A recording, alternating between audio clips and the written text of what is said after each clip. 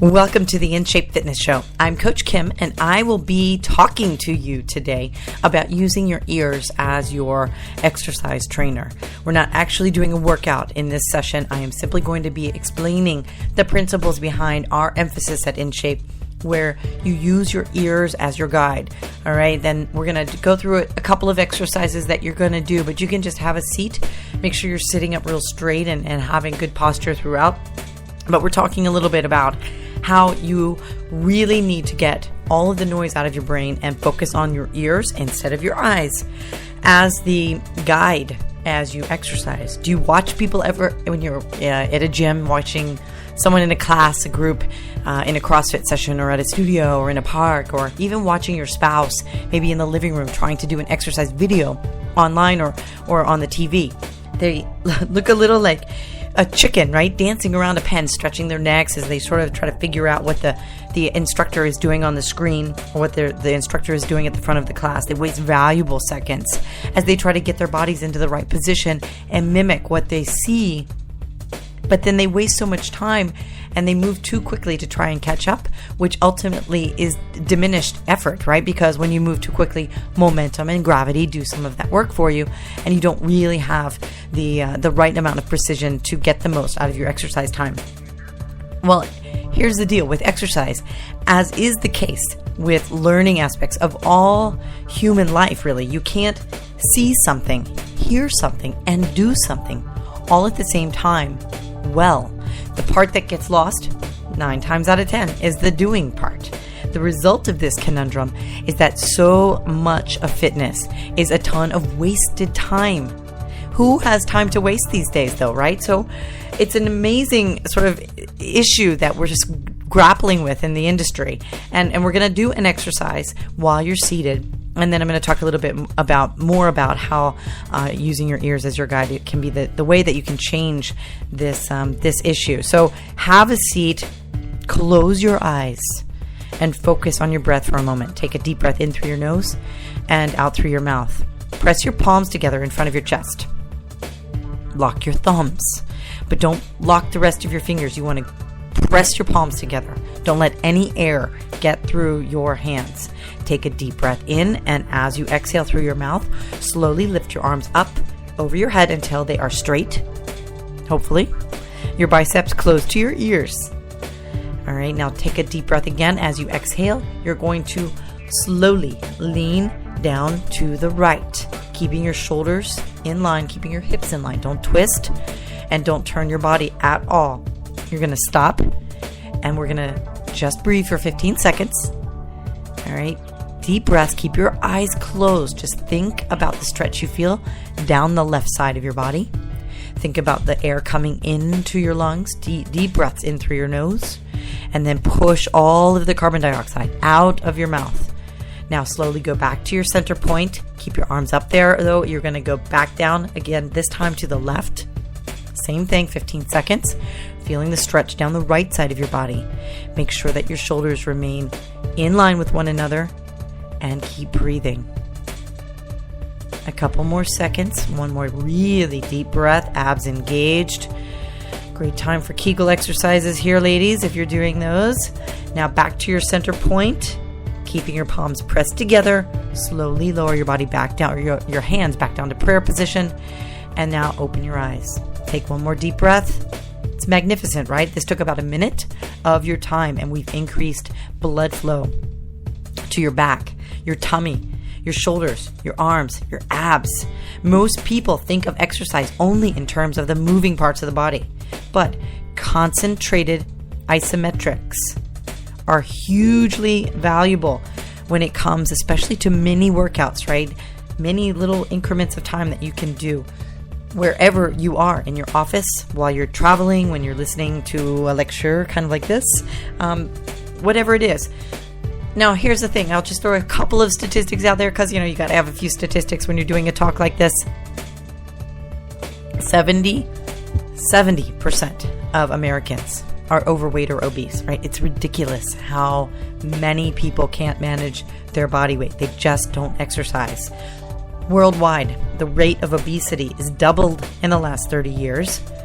65% of the world's population now lives as in a place where being obese has a greater chance of killing you than does starvation or malnutrition.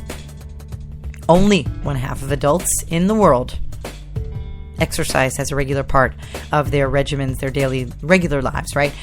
And those who do say they exercise regularly, because people self-report this and always exaggerate what they're doing, but most people only exercise once or twice a week.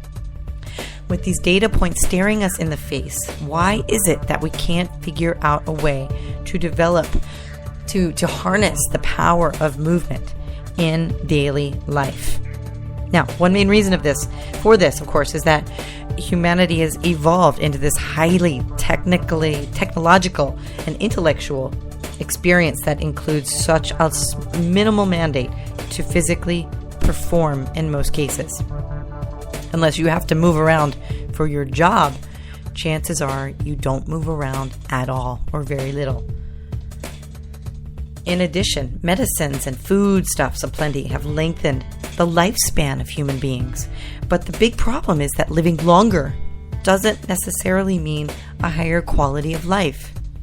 Another reason that we continue to see this conundrum is that the notion of hitting the gym a couple of times a week remains the standard bearer of lifestyle choices that most people think will keep them on track with their body's health and long-term wellness.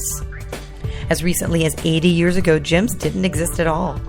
One of the first to generate a business out of the changing landscape in physical fitness was Jack LaLanne, the founder of Bally's Health and Fitness, right? And it was a really valiant approach to this ever-decreasing activity level of most working adults. And it was cool, right? It was cool to be a card-carrying member of the gym, kind of like the club, the country club.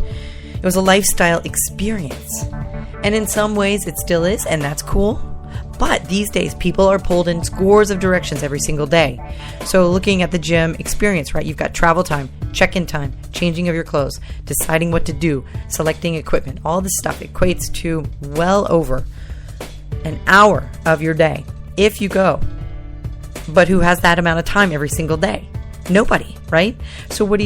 You either make it there once or twice a week, which is not enough, or you skirt the entire concept, as we've seen, and that equates to a slow but steady increase in weight over the years, energy problems, chronic pain, medicine to use to mitigate that chronic pain, real disease, and disease conditions that limit the pleasure and the excitement that you can get out of your life. Now, two things could help change this tide. One is that people like me, right? People involved in the health and fitness sector, doctors, all of us, we can promote a daily regimen of exercise. And it doesn't have to be a huge one. It can be a few key exercises that are performed when you brush your teeth in the morning. I'm a big proponent of a daily routine in the morning, coupled with smart food choices, walking and other movement throughout the day, and recreational activities as part of your spare time. The life of the gym going, it can take its place in the pantheon of antiquated life experiences. Now, the second, but more substantial key, however, which is really what we're here to talk about, is using your ears as your guide when you exercise. Your ears are a far better guide than are your eyes. But sadly, most people rely on the visuals when they exercise. Now, it's sort of, it's logical in some ways because your eyes see what it wants, right? You see a trim tummy. You see arms that are toned. You see tight butts. And they're all valid pursuits. You can have them, and we're going to deal with the reality of those goals but in a few minutes. But using your ears allows your brain to connect to your body in a way that increases the precision of your movements and thus your exercise economy, as I mentioned in the beginning. So let's try another example. This time I want you to stand up. We're going to start with what we call a postural systems check. Keep your eyes open. Take a deep breath. And as you inhale through your nose, elongate your spine. Really lift up through your spine. Be careful not to stick out your butt. You want to lift the body up, but keep your shoulders relaxed and make sure that they are vertically in line with your ears. This opens up your chest, allowing for more efficient respiration. You want to really get all the surface area of your inner workings of your lungs. I'm not a scientist, so I don't really know all the terminology, but just get that air in through your nose and get the the deep breath in there, and then exhale through your mouth, getting all the carbon dioxide out of your body. Okay, now extend your arms out to your sides. Stagger your feet. So you want a heel to toe or sort of a staggered foot position so that your dominant foot is in the rear. Your feet are straight. We're going to do an exercise we call the lighthouse. All right. Make sure your tailbone is tucked in, that your butt's not sticking out. Keep your abs engaged, glutes engaged. Press in with your toes.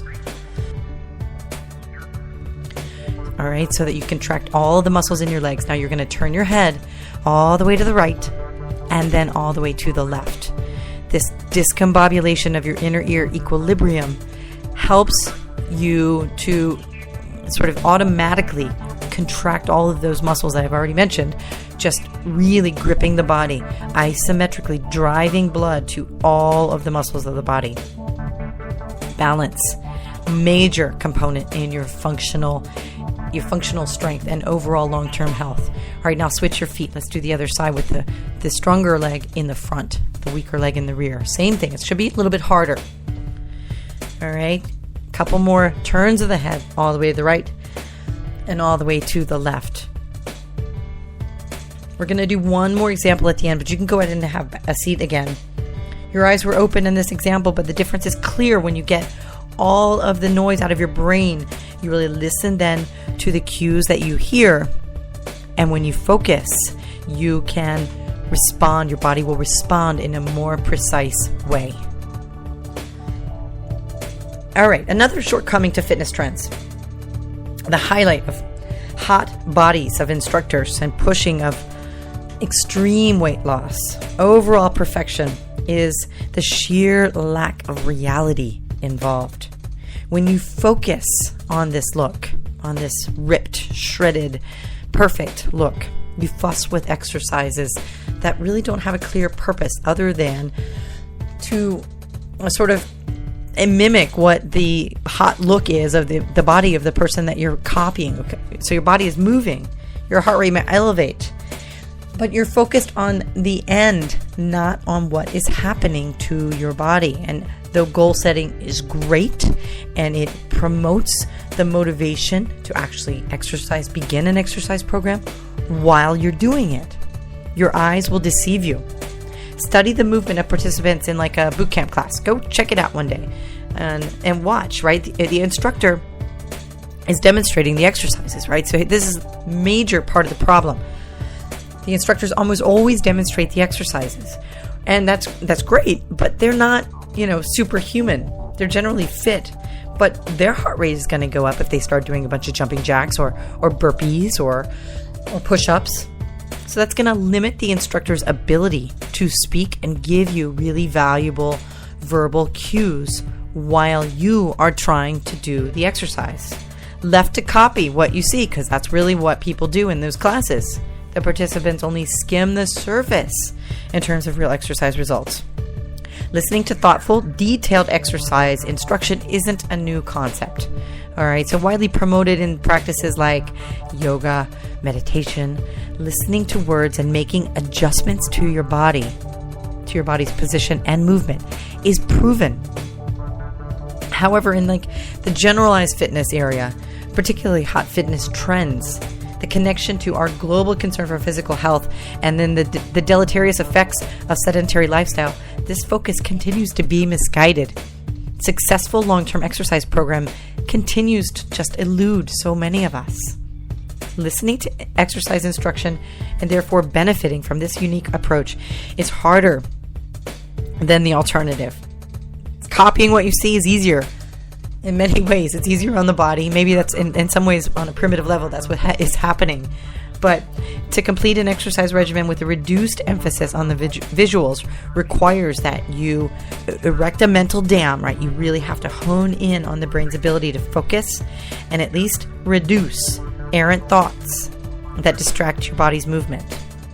Now, over the years, my team at InShape in New York City, we've pondered over the way that we get clients to exercise, both with us and without us, on off days in particular, and vacation days, etc.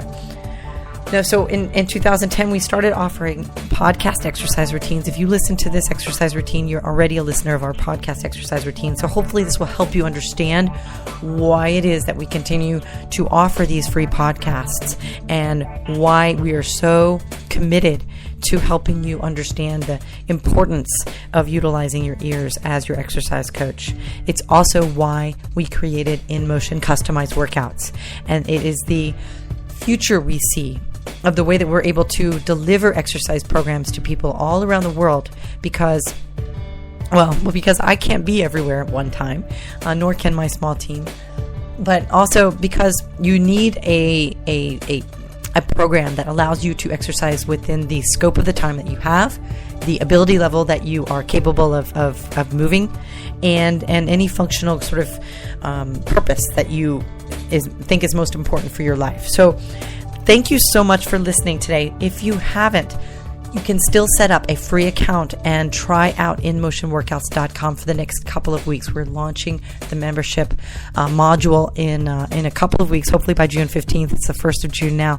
And we will be back next week with a workout again with the In Shape Fitness Show. I'm Coach Kim from In Shape Fitness.